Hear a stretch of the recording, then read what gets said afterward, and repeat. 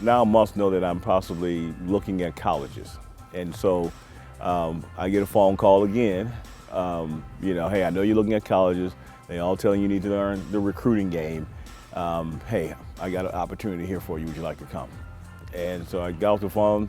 Let me think about it. Give me a couple of days to think about it. And I already been looking at colleges, so I'm paying attention to what you need to be doing, what you have to do in college. And then I called them back in 3 days. I said, hey, let's go for it. Let's do it. And they gave me a great, if I'm going to do college, and it's not my alma mater, if I'm going to do it, what's better place to be involved with someone that has done it at a level that you can't explain? Because everyone said, man, how do you like working with Muss? That guy, can you keep up with him? I said, that's the problem that most of you have. You all try to keep up with him. You can't. You just have to be in the herd running with him. Don't want to be last, but you just want to be in the herd because his motor and his level, he sends text threads out all throughout the night. And I joke with him, I said, Coach, you must have, your wife, Danielle must tell you, get off the phone at some point, because at some point it just goes completely blank. And then about 5:45 again, you probably have a stopwatch and you start up again. Because he wants information, needs information, got to have it, wants you sending him information. And I was answering all those texts when I first started. And finally the coach said, he just needs to get that out. You don't have to answer and respond to all of those.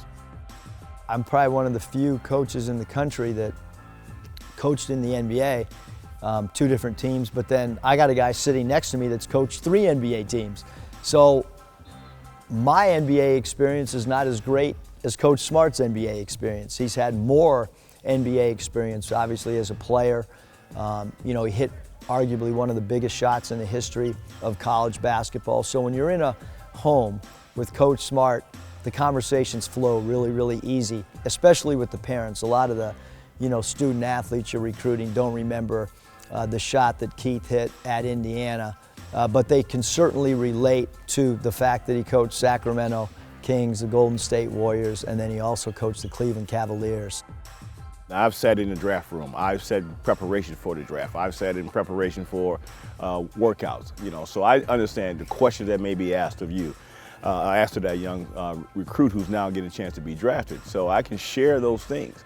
I shared with a guy, one of our players yesterday. I said, so everything that we're telling you you need to do, you have to do. Because every NBA scout is going to look at those 3 things first. Does he have a motor? How is he with his teammates? And does he play hard? Does he compete? They're going to start there first before they get to can he shoot? Can he guard? Because they're going to go down a list. We're going to go down a list because every team is trying to find a DNA match. And that's how I think, because myself, Coach Musselman, who's coached up there where a lot of these kids want to go and how they want to get there, and we tell them all the time, because you say you want to go to the NBA, there are 1,000 people in that same lineage line that want to go exactly where you want to go. And so we're trying to prepare you. I always, started off in player development with Cleveland. And so I've always been thought about how you prepare a player for the next level. How do you develop him for the next level? But it was at this level where Keith Smart made a name for himself. He hit the game-winning shot for the Indiana Hoosiers in the 1987 National Championship game. Smart takes the shot, and the Hoosiers with 3 seconds. Go ahead. When I go to recruit or go out to meet someone, go meet the coach, and when I walk in, the first thing they'll say is, man, I remember that shot. I remember what I was doing at that time. And it's a great conversational piece. So they go, the shot, how did you feel making the shot? And then how did you feel playing for Coach Knight? And I tell them both were great experience that prepared me where I'm at in life and where I am as a coach today, having that opportunity. We'll be sitting in with the recruit and I'll say, this guy hit probably the most important shot in the history of college basketball. They're like, really? And so you kind of go through it. And then I think with parents, most of the parents know for sure. But yeah, certainly whether it's through an airport, whether it's walking into a high school gym, certainly we've seen a lot of people know, hey, that's Coach Smart. He hit the game-winning shot for IU. So yes, we've seen that a lot. And he's got a pretty powerful autograph too. It's probably worth some money, maybe a lot more money than what mine would be worth. I tell people about the recruits and players, I say, what star you think I am? Because we look at the star. He's a 4-star, he's a 5-star.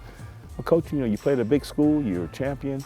You probably was about a 4-star. And I told them, I said, I was a no-star. And they go, you were a no-star? I said, but I was a McDonald's All-American.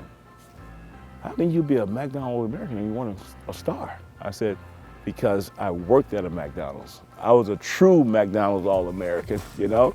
I said, but someone saw me and saw a talent that I had that could fit. And I fit that team, and that's how I got brought on. Because I didn't grow up thinking I was gonna go to college to play college basketball. You know, I didn't grow up with that idea. You know, I didn't think about those things until later on when I got to the point where I started to be recruited, and then eventually got to Indiana.